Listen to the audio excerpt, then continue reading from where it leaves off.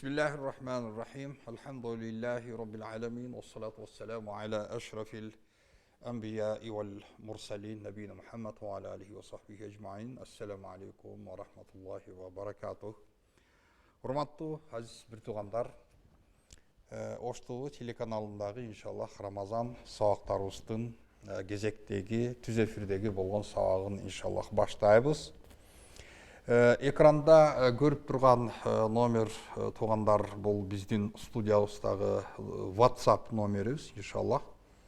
WhatsApp арқылы түшінбеген мәселелер болса жазып жөнелтсеңіздер. Иншаллах Аллах Тааланың қолдаусыменен, жардамыменен жооп бергеніне аракет жасаймын, иншаллах. Туғандар мынаки Аллах Тааланың ушундай кереметтүү күндөрү башталды биз үчүн. Ақырындық менен өтіп баратат.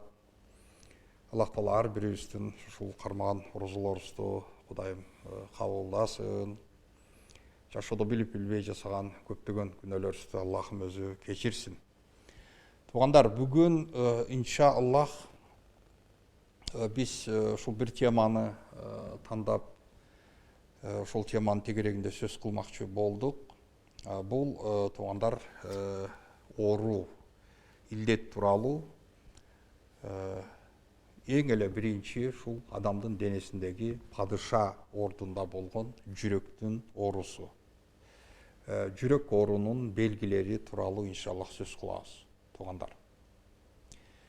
Жүрөк оорусу дегенди албетте биз бул сөз менен туугандар адамдын ушул медициналык жактан, физикалык жактан түзүлүшүнөн, дене түзүлүшүнөн канды айландырып денеге жүгүртүп берип турган өзүнүн ушундай милдетин насос сыяктуу айдап берген, канды чоң давление менен айдап берген жүрөктүн ушундай баягы түрдүү оорулар болот эмеспи? Жүрөк ооруларын, атеросклероз сыяктуу. Биз ал жөнүндө эмес, биз иншаллах ушул жүрөктүн руханий жаатынан болгон ошол илдетин, кемчилигин сөз кылмакчыбыз, туугандар.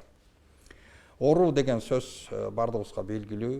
Эгерде мына ошол кайсы адамдын мүчөсү болбосун, жараткан кудуреттүү Аллах Таала бардык ушул адамдагы мүчөлөрдү өзүнүн бир конкреттүү түрдө бир функцияларды аткаруу үчүн Аллах Таала жараткан. Эгерде мына ушул кол кармоо үчүн Аллах Таала жараткан. Эгерде мына ошол кармаш ушундай бир кармап, бир нерсени көтөрүү ушундай мүмкүнчүлүгүн жогото турган болсо, сөзсүз түрдө демек ушул колдун ооруп калгандыгы. Парализовать этип калса, иштебей калса, бул дагы ушул колдун ооруп калгандыгы. Көз көрүү үчүн, бирок ошол көз эгерде жакшы көрбөй жаткан болсо, демек ошол функциясын толук аткарбай жаткандыгы үчүн көз, значит, ошол ооруга, илдетке кабылганын. Ар бир Аллах Таала ушул биздеги жараткан ар бир нерсенин өзүнүн функциясы бар. Ашказан, боор, өпкө, ротовой полостьна, ушул ооз жана ичиндеги ушул тиш, тил, таңдай, айтор бардык нерсе жөн жерден Аллах Таала жараткан эмес. Ошондуктан бардык мүчө өзүнүн функциясын так аткарганы албетте бул ошол ден соолугу иншаллах чың организм деп билебиз. Эми жүрөктүн руханий жааттан ооруп калышы бул туугандар бул дүйнөдө аябай көптөгөн проблема, көйгөйлөргө адамды тартып алып келип коет.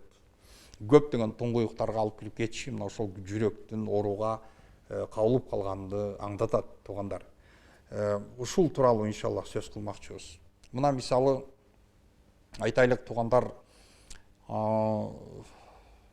бул ошол баягы физический адамдын дене жаатынан жүрөк өзүнүн баягы функция кан басымын ошондой баягы айдап берип, ошондой ишин аткарып жаткан болсо, бул руханий жактан эгерде бул жабыркай турган болсо, албетте бул адамдын ниети, адамдын ишеними, ыйманы бардыгы ушул адамдын жүрөгүндө болот. Адамдын бардыгы ошол жакшы же жаман ойлору бардыгы ошол адамдын жүрөгүндө болот. Ошондуктан Биз ар дайым айтып келебиз, туугандар, ушу алымдардын ортосундагы ошол болгон ушундай бир эки сөздөр болгон. Мисалы, кээ бир алымдар адам ой жүгүртсө, мээси менен ой жүгүртөт деген ушундай көз карашты тутунган адамдар болгон.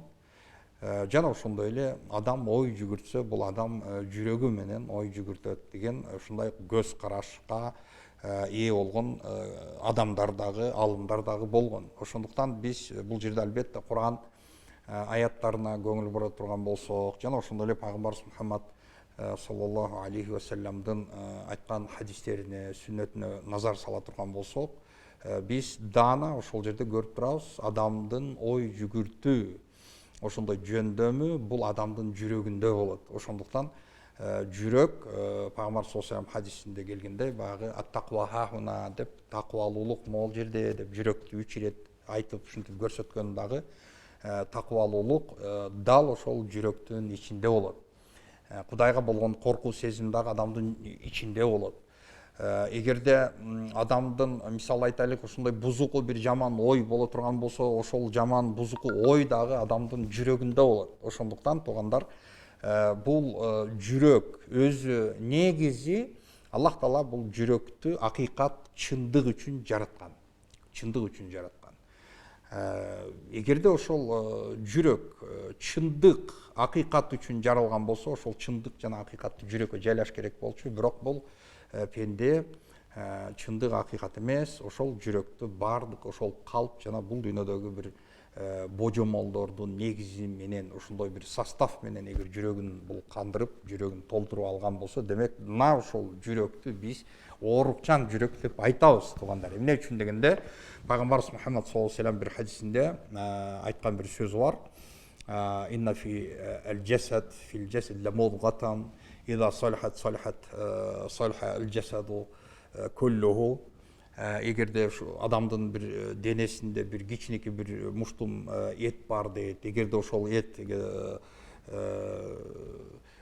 оңдоло турган болсо, анда адамдын бүтүн денеси оңдолот. Эгерде ал бузула турган болсо, анда денеси, бүтүндөй дене бузулат деп пайгамбар саллаллаху алейхи вассалам бул нерсени жүрөк, алавахия аль-калб деп Аллах пайгамбар саллаллаху алейхи вассалам айтты. Бул жүрөк деди. Ошондуктан туугандар, жүрөк бул бардык мүчөлөрдүн падышасы, бардык ошол мүчөлөрдүн эң чоң башы бул жүрөк болуп эсептелет.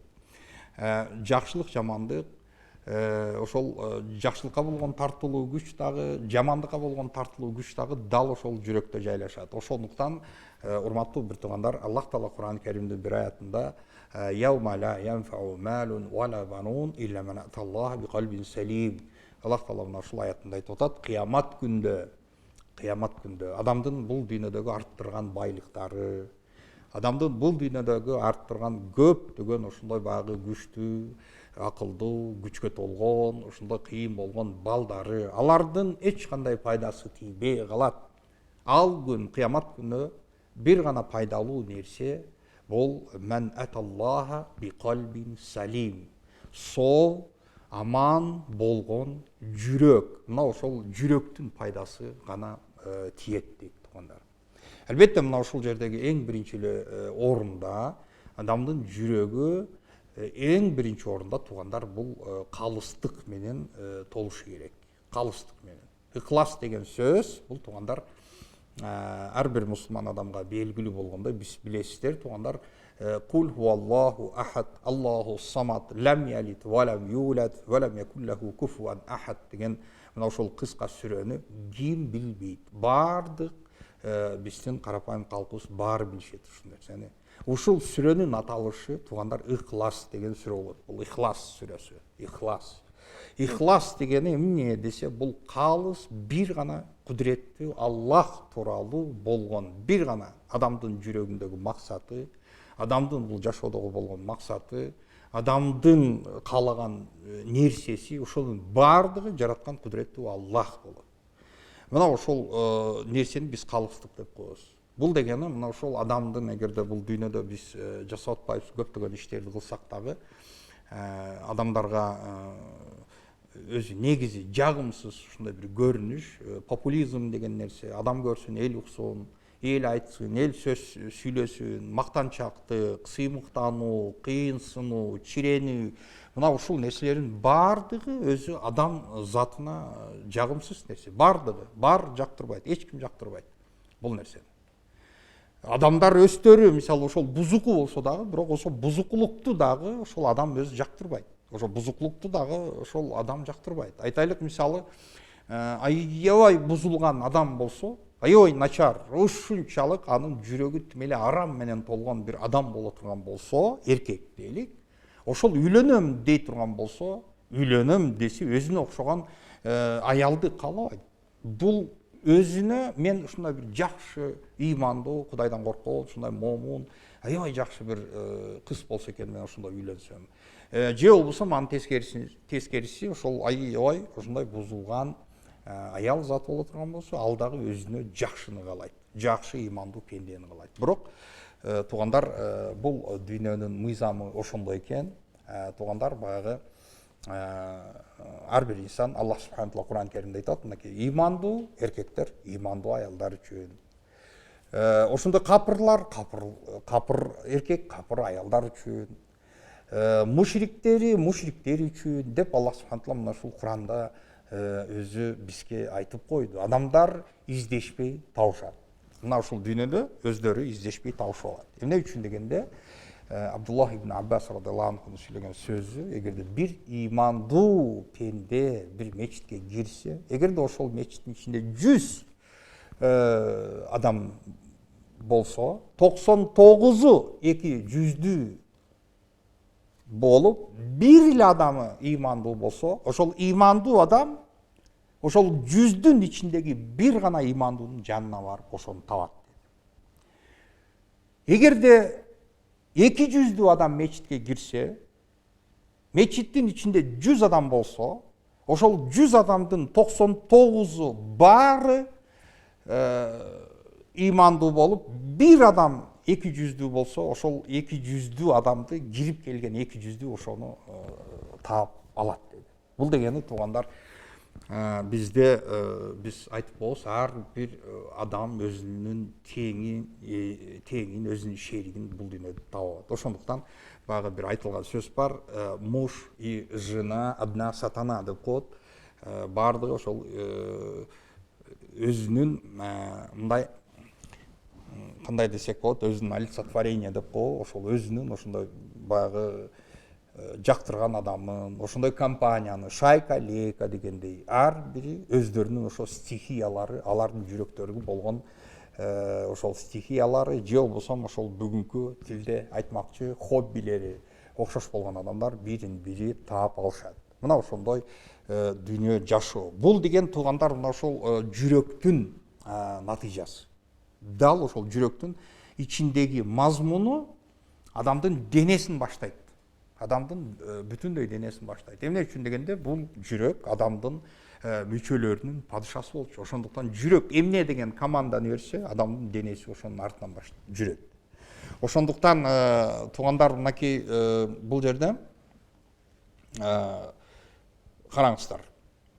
Биздин динибизде эң биле биринчи орунда мынакей биз ла иляха иллаллах деп, ла иляха иллаллах калимасын айтабыз. Бул калима ат-тайиба, бул иман калимасы.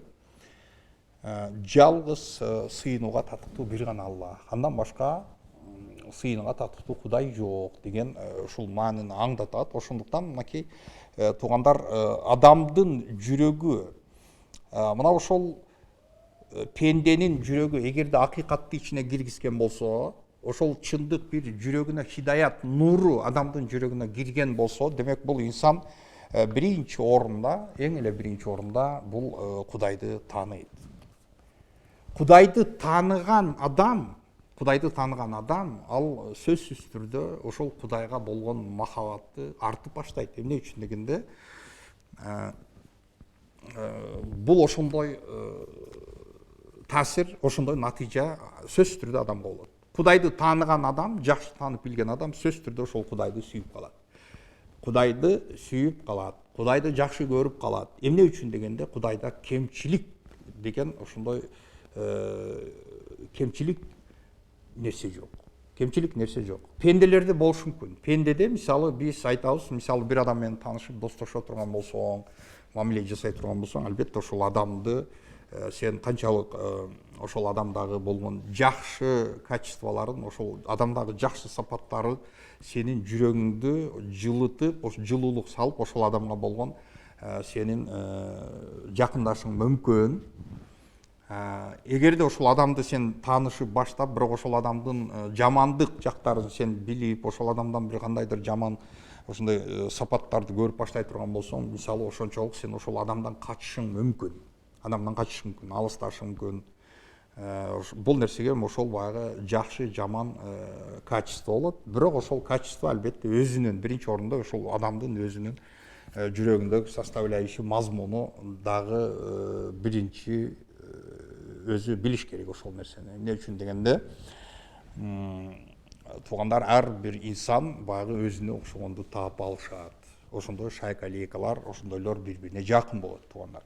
Ошондуктан кудуреттүү жараткан кудуреттүү Аллах субханаху ва тааланы таанып, Кудайды сүйүп калган пенде, демек бул адамдын жүрөгү соо болот. Эгерде ушул Кудайдан дагы жогору башка нерселерди жогору тута турган болсо, демек бул ошол адамдын жүрөгүнүн оору, илдетке кабылганын биз ошол нерседен билсек болот.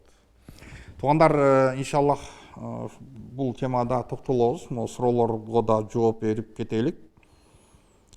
Мурун канса орозо бузулбайбы дейт. Мурун канса бузулбайт, иншаллах. Орозо бузулбайт, туугандар.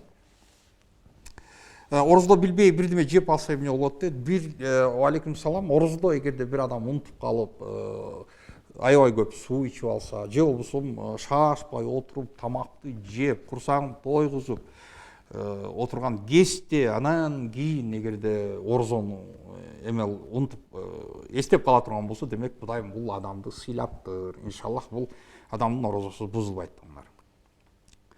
Ассаламу алейкум, устаз дейт, бизде нанды бир колдоп үзүп сындырып жебе жаман болот деп коет. Сөзсүз эки колдоп сындыруу керек. Эфирден сырткары эле жооп бериңиз. Же мен азыр жумушка кетем дейт. Иншалла жооп берип коем, иншалла. Бул эми баягы нанга болгон урмат, сый дегенде ушундай нерсени, бул баягы ошол этикеттердин бир көрүнүшү, иншаллах. Ошону эки колдоп сындырып жакшы мамиле кылган жакшы болот, иншалла. Ассаламу алейкум, жашым 24-тө, мага көз тийген же кара дуба окутулган деп шекшип жүрөм. Жакшы кесип, жакшы жумуштарда иштеп көтөрүлүп келаткам. Азыр такыр ишимде да, мамилемде да деги эле жашоомдо жолдорум начар болуп баштады. Уйку качып калды, уктасам турушум азап, эч нерсеге көңүлүм тартпай, ушундай өзгөрүүлөр болуп жатат. Сиздин оюңуз кандай? Эмне кеңеш берет элеңиз? Деги эле көз тийүүнүн белгилери жана андан айыгуу жолдорун айта кетесизби? Рахмат дейт. Ооба, туугандар, бул абдан кооптуу маселе. Көз маселеси. Пайгамбарыбыз Мухаммад саллаллаху алейхи ва саллям бул нерсеге токтолгон. Пайгамбар саллаллаху алейхи ва саллям айтты: "Ал-айну хаккун" деди. Көз бул акыйкат деди. Эмне үчүн дегенде, ушул адамдар, кээ бир адамдардын ушундай көзү, ушундай көздүү адамдар болот. Илгерки мисалы тарыхка биз назар сала турган болсок, мисалы кайсыл бир жерде жашаган адамдар тиги көздүү адам экенин, конкретно ошол бир фигураны, бир личность дагы көзү бар экенин жакшы билишкен. Ошондуктан баягы биздеги кыргыздарды баракелде деп баягы мактап же болбосо сүйлөп койгондо, ошол бүгүн биз машалла, баракалла деген, баракаллах деген сөздү ошо кыргызда азыр баракелде болуп калган да, баракелде болуп. Ошол эмне үчүн ар бир адам өзү билбеген абалда өзүнүн эркелетип жаткан балдарына көз тийип калышы мүмкүн. Кичинекей эркелетип, өөп, жыттап, жакшы көрүп кетип, ушундай катуу жакшы көрүп кетип, баласына көзү өтүп кетиши мүмкүн. Ошон үчүн дайыма Алланы зикир кылуу керек. Машалла, баракалла, машалла, баракалла деп ошо Аллахты сөзсүз түрдө зикирди эстеп жүрүш керек, көз тийип кетпеш үчүн. Ушундай. Кийин эгерде ошол көз тийип калып адам жыгылып жатып калчу боло турган болсо, туугандар, мына ошол эгерде ошол көздүү адамды конкретно бирөөлөр таанып биле турган болсо, ошол адам көргөндөн кийин ошонун көзү өтүп кеткен, ушундай нерсени биле турган болсо, ошол адамдын алдына суу алып барып, ошол көздүү адамдын даарат алыш керек, көздүү адам даарат алыш керек. Даараттын ошол бир идишке калтырып, мисалы ошол чаканын ичине ошол баягы көзү бар адамдын даратынан түшкөн суусу ошо чакага куюлуп, андан соң ошол жасаган дараттын ошол суусун баягы көзүккөн адамды башынан баштап ошол сууга чайканыш керек. Мына ошондо бул көздөн бул айыгып туруп кетет иншалла. Бул көз, туугандар, чалбаңыздарчы, өтүнүч, чалбаңыздар. Мен жооп бербейм, чалгандарга жооп жок. Бул чындык. Ошондуктан пайгамбар саллаллаху алейхи дагы бир сөзүндө, эгерде тагдырдан ашып түшө турган бир нерсе болсо дагы бул көз деди. Бул көз. Ошондуктан туугандар, зикир менен жүргөндү унутпайлы. Бисмилла, көргөндө я Алла, баракалла, машалла деген ушундай нерселерди, зикирди унутпастан жүрүшүбүз керек. Чалбаңыздар. Эми ошол көзүккөн, албетте, эми бул дем салышыңыз керек. Өзүңүздү окутушуңуз керек, тазаланыш керек, албетте, тазаланыш керек. Эми биз биринчи орунда баягы адамдардын ушул баарын эле ушул көз же болбосо бир сыйкыр кылып койду, башка кылып койду. Эмне үчүн дегенде, бул адамдарда самовнушение деген нерсе бар. Бул өтө мындай илдеттүү нерсе. Адам бат өзүнө кабылдайт. Бирөө мени байлап коюптур, же бирөө мени дуалап коюптур, бирөө мага порча кылып коюптур, бирөөнүн көзү тийип кеттир деген нерсеге адам өзү аябай жакын болот. Ошондуктан мындай көп бул нерсеге көп зацикливаться этпеш керек, туугандар. Иншаллах. Бардык нерсени бул дүйнөдө, жакшы жамандын бардыгы жараткан кудуреттүү Аллахтын колунда. Бул дүйнөдө Кудайдын каалаган нерсеси болот. Кудай каалабаса бул нерсе эчсе бул дүйнөдө болбойт. Ошондуктан машахаллаху кана ва ма лам яша лам якун. Кудайга биз бекем иманыбызды бекем кылып, Кудайга дуа кылып жүргөндө эч качан унутпашыбыз керек. Зикирлерди окуп жүрүш керек. Ар дайым көчөгө чыгып кетип аткандагы дуалар бар, көчөдөн келгендеги дуалар, даратканага кирип атканда дуалар, дараткандан чыккан кезде, жатканда дуалар, эртең менен тургандагы дуалар, мына ушул нерселердин баарын мусулман адам өзү аракет кылып ушул нерсенин артынан жүгүрүш керек, иншаллах, туугандар. Бисмиллахир-рахманир-рахим. Ассаламу алейкум ва рахматуллахи ва баракатух. Туугандар, сабагыбызды улантабыз. Биз көз тийген тууралуу кеп кылып кеттик. Туугандар, көз бул чындык, акыйкат. Ошондуктан ар дайым зикир менен жүргөндү унутпайлы.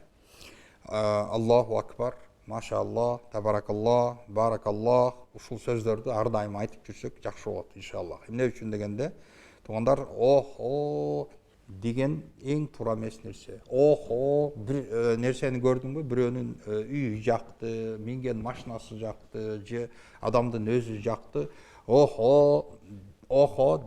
Делбеш керек. Болбойт. Машалла, баракалла. Адамдын көзү бул укмуш, бул октон күчтүү, аябай катуу тиет, аябай тиет.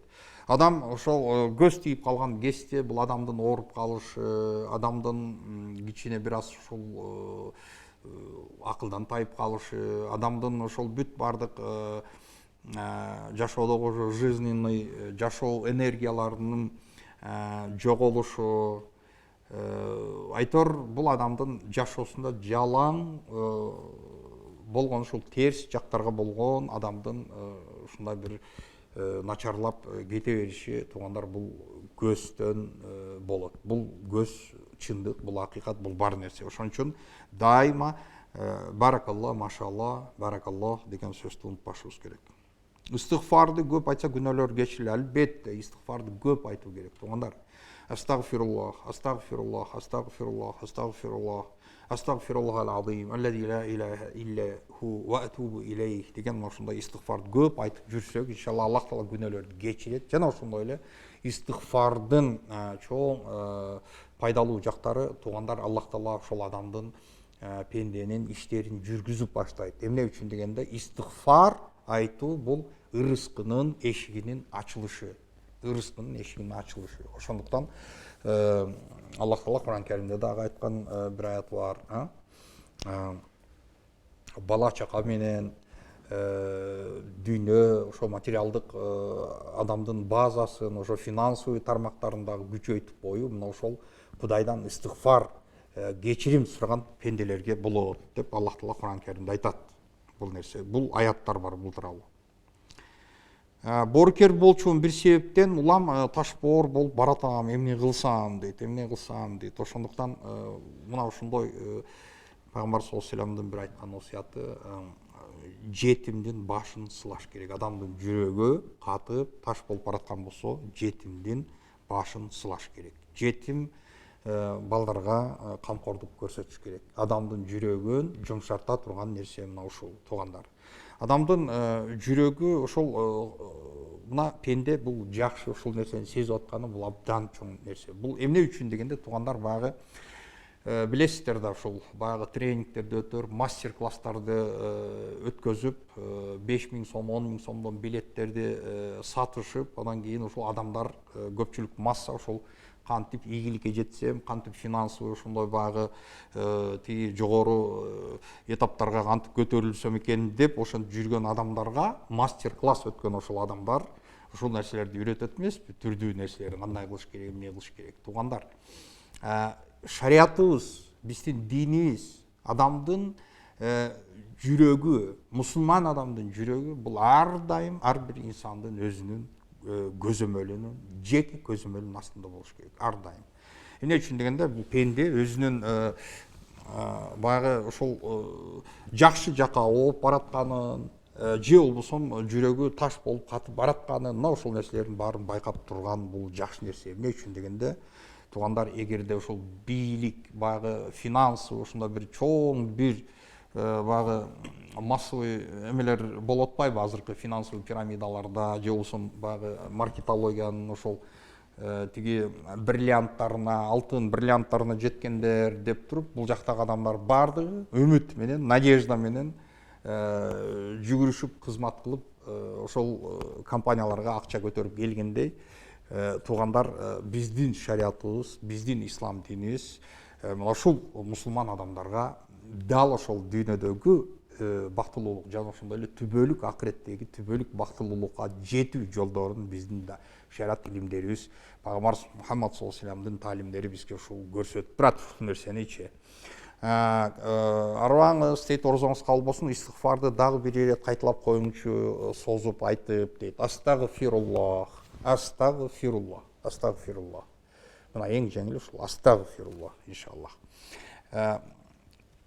Истигфар бул, туугандар, ырыскынын эшигин ачат, иншаллах. Ырыскынын эшигин ачат. Мисалы, көпчүлүк ушул адамдар менен эч эле ишим жүрүшпөй койду, эч эле бир кайсы бир жака урунбайм, бар жерде ушул тупик болуп калып атат деген адамдар, туугандар, биринчи орунда ошол ырыскынын ээси ким деген суроого жооп берген аракет кылыш керек да. Мисалы, мен ушул нерсеге жетейин деп атам, кантип мен жетишим керек? Ошол нерсеге адам суроо берет да. Анан кийин кантип мен ошол нерсе аракет жасаш керек, башка кылыш керек, туурабы? Бул дегени мына ушул дүйнөдөгү бардык эле ошол адамдарды көрүп атабыз эми. Бүгүн мисалы биздин коомдо, бир эле биздин коом эмес, бул дүйнө жүзүндөгү эми адам затынын табияты ушундай экен. Бул дүйнөдө ушундай баягы бир ийгиликке жетиш үчүн адамдар эмнеге гана барбайт. Мисалы, ошол баягы мансапкор, же болбосо ошол чоң бир байлык ээси, же болбосо ошол чоң бир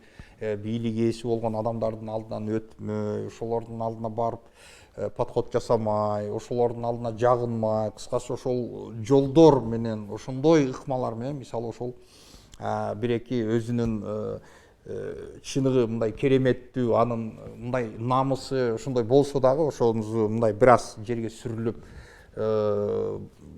ылайга шыбаланып, жерде сүрүлүп кетсе дагы, ошол нерсеге көз жумуп туруп, бирок ошол ачуу нерсени кийинки таттуу үчүн даамын тартып коюу, ошол нерсе менен курман кылуу, мына ушундай жолдор менен жетип аткандар бар. Бирок, туугандар, бул нерсени мен айтат элем, мунун эң эле кереметтүү, эң ийгиликтүү жолу жер жана асмандардын жараткан кудуреттүү Аллах. Ырыскынын баарынын ээси Аллах. Ошондуктан Аллахтан сурайлык ырыскыны. Аллахка сыйынып, Аллахка дуа кылайлык. Аллах бардык ушул жакшылыктардын Кудай өзү берет.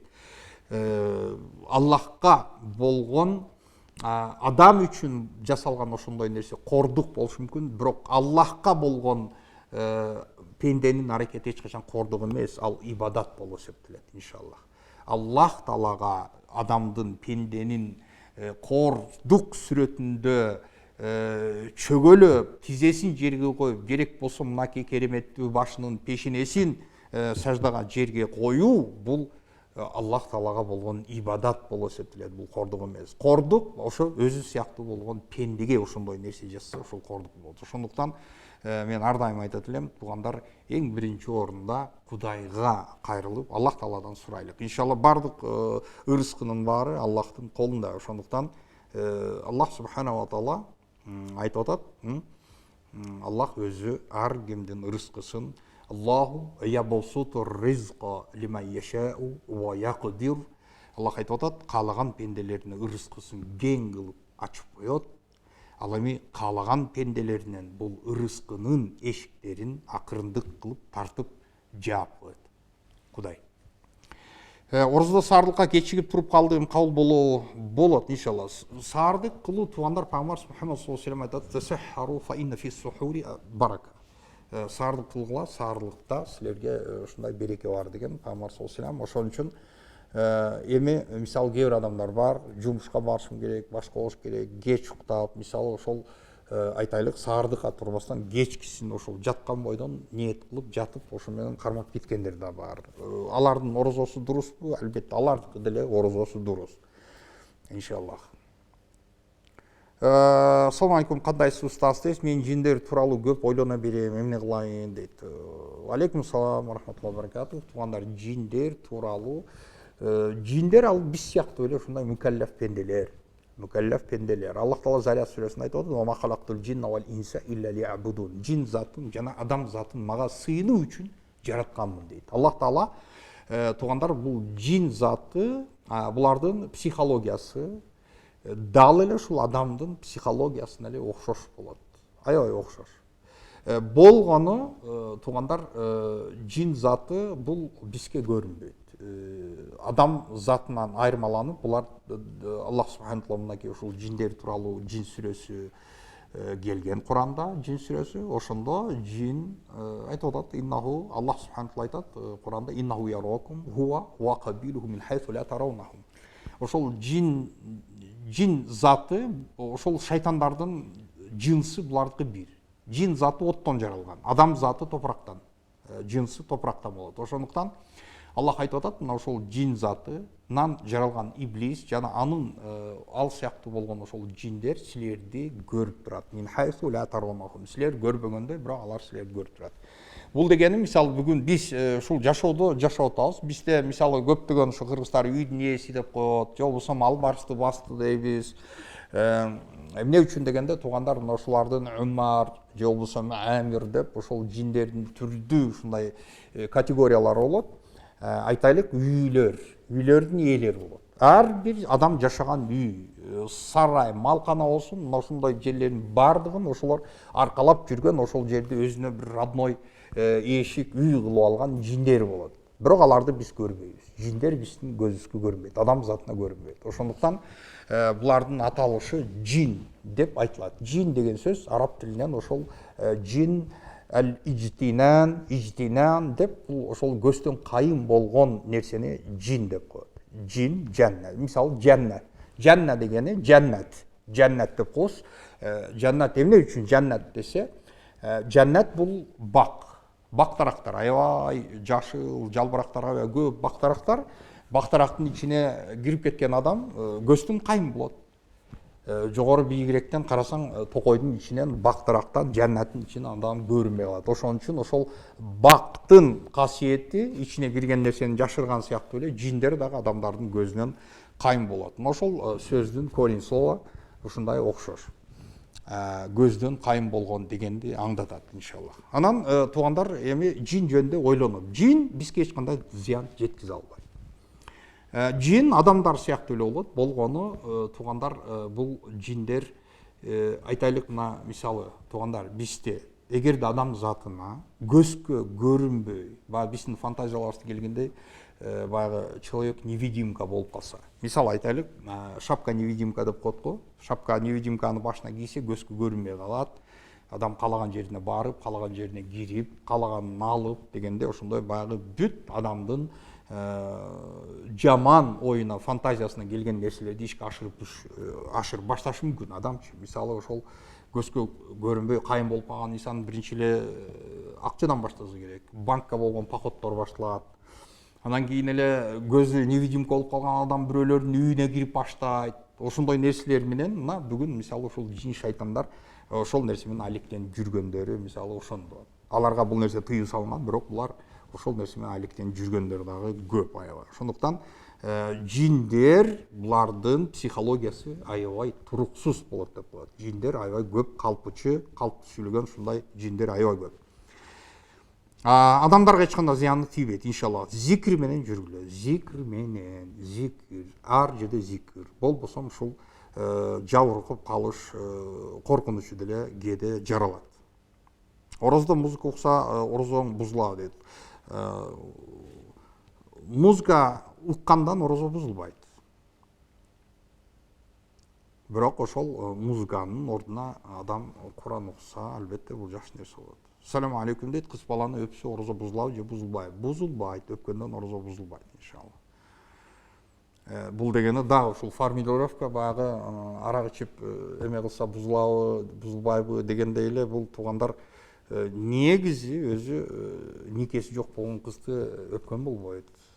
Ата эне өзүнүн балдарын эркелетип эч болбойт иншалла. Эркек менен аялдын ортосундагы болгон эгерде ошол айтайлык туугандар баягы дүлүгүп кетүү, мисалы бул жаштарга орозо айында жаңы эле үйлөнгөндөр мисалы ошондой орозону бузбайт, бирок ошол шахваты козголуп, адам жаштар өзүнүн акылын жогото турган ушундай деңгээлде болсо, мындай субординацияны сактаган жакшы болот. Assalamu alaikum, meni суроом 3 жыл мурун карыз бердик эле дейт, бир жумада эле бере алам деп ошол бойдон жок. Сурасак ана мына дейт, ошентип алдай берсе болобу дейт. Ушундай улан адамдарга да жакшылык кылгын келбей калды дейт. Абдан туура сөз. Туура сөз, мен бул нерсеге аябай кошулам. Эмне үчүн дегенде пайгамбар Мухаммад саллаллаху алейхи вассалам хиярукум ахасинукум кадаан деген пайгамбар саллаллаху алейхи вассаламдын бир айткан сөзү бар. Силердин араңардагы эң жакшы адамдарыңар бул карызды жакшы өтөгөндөр деди. Араңардан эң жакшыларыңар карызды жакшы өтөгөндөр. Бул дегени туугандар кээ бир инсандар бар, мисалы ар бир инсан бирөөнөн карыз алып атканда сөзсүз түрдө бир өзүнүн берген сөзү менен алат. Мисалы бирөөдөн акча алыш үчүн бир жумада, бир айда же болбосо деп ошондой бир условияларды озвучка кылып анан кийин алат. Пайгамбар саллаллаху алейхи вассалам ушундай хадиси бар. Эгерде ушул адам карыз алып аткан кезде мен сага ушунда коюп берем, мынча күндө коюп коёмун деп ошондой нерселерди айтып атканы чын жүрөктөн айтып жаткан болсо, Аллах Таала ошол пендеге карызын кайтарып бергени жардам берет деди. Ал эми алып аткан кезде мен коюп берем, мындай тигиндей деген сөздүн бардыгы эптеп ушул акчаны алып алыш, бирок кайтарып бериш адамдын жүрөгүндө ошондой ой болбосо, Пайгамбар саллаллаху алейхи вассалам айтты, Аллах Таала ошол акчаны жокко учуратып жиберет. Бул дегени же баягы алган карыз же бир жашоосуна жок, же бир нерсе буюм алып койгон жок, же бир нерсеге жараган жок, же кайтарып беренси жок. Кыскасы ошондой бир акыбал жаралып калды. Ошондуктан туугандар бул карыз болуу, бул дегени албетте Пайгамбар Мухаммад саллаллаху алейхи вассалам бизге бул нерсени көп үйрөткөн, карыздын адамдын ийип коюусу. Бул деген канчалык адам өзү таза адам болсо дагы жүрөгүндө мындай ошондой инсаптуулук, ыймандуулук деген нерсеси бар болгон ошондой таза адамдар карыз болгон кезде ошолордун дагы тили кыскарып баштайт. Албетте, эми жүзү жокторго албетте, жүзү жоктор ал сени боктоп, сени айыптап, сени жамандап, эптеп сен менен уруш, скандал жасап туруп, кийин сени айыптап, сен күнөөлүү болуп туруп, анан кийин ушундан кутулуп кетиш ыкмалар колдонгон андай жүз жоктор толтура жашоодо. Бирок бул нерселер туугандар кыямат күндө сөзсүз түрдө пенделердин ортосунда бул сот болот. Иншаллах. Мисалы баягы биринчи эле пенделердин ортосундагы өз ара болгон мамиледе биринчи кан суралат. Эгерде бирөөнү өлтүргөн болсо, мына ошол нерседен башталат. Анан бербей койгон, дүйнөдөгү бербей алдап кеткен, жеңип кеткен, же күчкө салып, эптеп баягы жүз каралык кылып, кыскасы карызын бербей эптеп бул дүйнөдө кутулуп кеткен, ал эч качан ахиреттин сотунан кутулуп эч жака кетпейт. Ошо кыямат күндө Пайгамбар саллаллаху алейхи вассалам бир хадисинде келген, ушул иплас деген билесиңерби, муфлис деген ким? Бул иплас деп бизде деле айтып коет. Ифляс деген сөз бул ушул банкрот деген адамды айтат, колунда же алтыны же күмүшү жок болуп калган, банкротко учураган 0 адам. Пайгамбар саллаллаху алейхи вассалам айтты, аябай көп намаздар менен, кармаган орозолор менен, көптөгөн сооптор менен келди кыямат күндө, бирок ушул адамдын алдында очередь тизилип турат. Бирөө айтып атат, мени сөккөн, бул мени урган, меникин алган, бербей койгон, кыскасы баягы адамдарга келген сооптор таркатылып атат. Акыры адамдардын саны бүтпөй, баягы жерде келген намазы, орозосу, бүт бардык сооптору жок. Барын таркатып бүттү. Бирок баягы адамдарды муну сөккөн, муну көңүлүн чөктүргөн, муну капа кылган, кыскасы ошолордун саны эле бүтпөй койду. Эми берейин десе сооп калган жок. Эми тигилердин күнөөсүнөн алып, мунун капчыгына, мунун таразасына күнөөлөр салынып баштады да, аягы бул адам тозокко кирип кетти. Мынакей ушундай перспективадан абдан этият болуш керек. Ошондуктан бул дүйнөдө колдон келсе, бирөөнү көңүлүн ооруткан болсо, бул дүйнөдө арзан ошол нерсени. Кыямат күндө доллар, сом, сум жок. Ошондуктан ал жакта сооп менен болгон талаш, ал жакта бартер сооп менен болуп калат. Аркырап күйүп турган, тозок турган кезде ал жерде ата баладан, бала атасынан, кыскасы бир туугандар бири-биринен качкан күн болуп калат. Ошон үчүн мындай адамдар эң начар адамдар, карыздарын кайтарып бериш керек. Бербесе акыреттеги жазасы аябай оор. Ассалому алейкум, кандайсыз устаз? Мен асыр намаздан кийин эле башым ооруп, жүрөгүм ооруй берет. Эмне кылсам болот дедим. Аллахым шифа берсин, дуа кылып, өзүңүзгө рукуя кылыңыз. Мен деле өзүм көп ооруйм. Менде деле ушундай нерселер болуп турат. Чындыгында ушундай бул ооруу деген ушундай нерсе экен. Оорунун жеңили же оорунун жакшысы болбойт экен туугандар. Баардык оору адамга побочный өзүнүн эффектин берет экен. Ошондуктан ооруган кезде адамдын баягы ой жайында эмес, ооруган адамдын бир кичине нерсени көтөрө алышы дагы баягы соодукундай эмес. Ошон үчүн бекер айтылган эмес, в здоровом теле здоровый дух депчи. Баягы адам ден соолугу жакшы болсо, албетте бул адамдын психикасы дагы көп устойчивый ушундай бекем болот. Арак ичип өзүн кармай албаган адамдар эмне кылыш керек дейт. Эмне кылыш керек? Бул туугандар алкоголик, конченый алкоголик болгон пенделерди Пайгамбар саллаллаху алейхи вассалам айткан, кыямат күндө ал ушул Кудай кечирбей отургандардын бири ушул конченый алкоголик, алкаш. Бир бутылкадан кийин эртеңки күнү дагы ошо только анын ой максаты ушу бутылка болуп калса, бул мудмину аль-хамр деп коет. Бул аябай жаман туугандар. Кудай сактасын, этият болуш керек. Бул албетте эң эле адамдын ушул алсыздыгы, бул жашоонун ачуусу, жашоонун кыйынчылыктары, татаалдыктары, жашоодогу болгон адилетсиздик, зулум бул адамды биротоло жок кылып жибербеш керек. Ошондуктан бул алсыз адамдардын көрүнүшү. Алар ушул реалдуу жашоодогу ачуулуктан качамын деген, ошолордон эптеп кутулуу үчүн бул барып ичип, өзүн унутуп, ошентип кутулган адам албетте бул туура жол карманган эмес. Жакшы эмес. Биздин агай зордуктап ооз ачтырат дейт. Ассалому алейкум, мен окуган мектепте директор орозо туткандарды оозун ачтырат. Ошондон кийин орозом кантип улантып кетсе болот. Биздин агай зордукта ооз ачырат. Субханалла, биринчи жолу угушум. Кыргызстанда биздин ушундай эркин мамлекетте ар бир кыргызстандын жараны өзүнүн каалаган динин тутунуу, ушундай эркиндигине азат мамлекетте ушинтип бул СССРдин баягы атеизм менен ушундай динсиздик өкүм сүрүп турган, ошол социализм идеологиясы менен өкүм сүргөн кезде ушундай нерселер болуп турчу эле. Мен таң калып атам, биринчи жолу угушум ушул нерсени. Бүгүнкү күндө ошентип оозду мажбурлап ооз ачтырганды. Субханалла. Жакшы эмес. Ошол мугалимге айтып коюш керек. бул оозун ошентип аштырып аткан мугалим бул дүйнөдө жарыбайт, бул дүйнөдө да акыретте дагы эч качан жарыбайт. Бул эгемен, азат мамлекетте биз эркин, жарандары эркиндик, ушундай укукка ээ болгон ушундай бир мамлекетте, Кыргызстан деген өлкөдө иншалла жашап атабыз.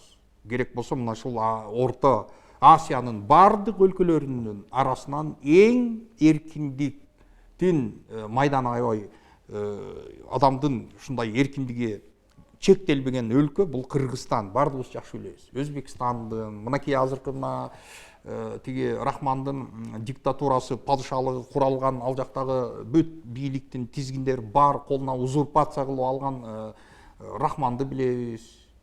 Казакстанды көрүп атабыз, мынакей канчалык бай өлкө болсо дагы, бирок ушул Кыргызстандагы адамдардын укуктары, Кыргызстандагы эгемендик ушундай машалла, Аллахыма чексиз шүгүрлөр болсун, ушундай өлкөбүз бар экендигине Аллахка чексиз шүгүрлөр болсун. Орозону бир күн кеч кармап калдым, эчтеке болбойбу дейт. Иншаллах ошол бир күн калтырып койгон орозоңузду иншалла кийин каза кылып кармап берип коебуз. Айттан кийин, албетте, айттарды өткөзгөндөн кийин. Устаз кыздар өзүнөн бир жаш кичине балага тийсе эмне боло береби? Албетте. Эмне деп айтылган сөз бар? В любви, эмне дейт? Все возраст покорны дечү эле. Сүйүү жашка карабайт, иншаллах. Боло берет. Саламатсызбы? Мен намаз окуганда китепке карап окуйм, жаттай албай жатам, боло береби дейт. Аракет кылып жаттаңыз, окуңуз. Иншаллах бул ушул бейишке алып келе турган бир эле биздин проводнигибиз, биздин бейиштин ачкычы болгон ушул намазыбыз, туугандар, намаз. Ушул намазды кантип ушул намаздын ичиндеги саналуу гана дуалар бар.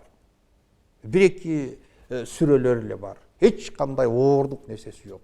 Эч кандай каалаган адам үчүн, эгер баа оор көргөн адамдар үчүн оор боло берет. Бирок туугандар аракет жасашыбыз керек. Бул биз үчүн баягы шылтоо болбойт. Бул шылтоо бизди мен жаттай албай койдум. Туугандар, кантип жаттабайбыз? Бүгүн мынакей колубуздагы турган ыйык Куран Каримди биз кызыкпайбыз. Эгерде ушул Куран Каримдин ордуна менин чоң атам, же болбосо чоң атамдын атасы бир кандайдыр бир каттарды илгерки ушул араб алифбесинде жазылган бир каттар менен калтырып кеткен экен десе, биз ошол каттарды кармап, алып барып жүгүрүп, кайсыл жерде переводчиктер болсо ошолорго перевод кылдырып, ошонун ичинде эмнелерди жазып кетти, эмне осуяттарын калтырып кетти, эмне деген керези, же болбосо кандай бекиткен мурасы бар деп биз барып изилдеп тапмакпыз. Ошол нерсеге миңдеген, 2000 долларды дагы биз аямак эмеспиз. Эмне үчүн?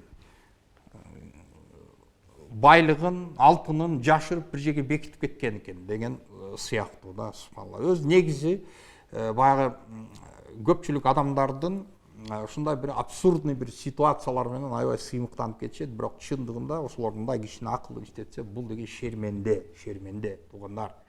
Менин чоң атам аябай бай болгон экен, кокуй, укмуш алтындары көп болгон экен. Ушул алтынын паланча бир сайдын ичине бекиткен экен да, эч кимге айтпаган экен деп ошентип оозун көптүрүп мактанып жаткан адамды уксаң, бул жактан сенин ичиң, ушул жүрөгүң эзилип кетет. Сенин чоң атаң сараң экен. Чоң атаң сенин же болбосо ошол бабатаңбы, буатаңбы, кыскасы ошол өзүнүн балдарынан, өзүнүн үй бүлөлөрүнүн, өзүнүн мураскорлоруна көрсөтпөй алып барып жашырып, тоонун түбүнө бир үңкүргө эмнеге бекитет? Эмнеге бекитет ошону балдарынан, өзүнүн эң жакын адамдарына калтырбай, эмне үчүн бекитет? Мына ошол жагын кичине ойлонбостон, анан кийин бизде отуруп алып, кээ бирлер аябай серьезный лицо менен ушундай бир глупый нерселерди укмуш сүйлөп, сыймыктанып мактанып отургандарга күбө болуп каласың. Айла жок. Адамдын ушу субханалла, Аллах эгерде адамга акыл бербеген болсо, акыл бербесе, же болбосо бир кичине бир логикалык бир анализ жүргүзүү ушундай бир жөндөмдү бербеген болсо, бул приговор экен деп дагы бир ынанасың. Бүгүн биз дары иштейик. Мен орозо болчумун, кайра улап кетсе болобу дейт. Кайра улап болбойт. Мүмкүн эмес. Дары ичкен адам орозосу ачылат, туугандар.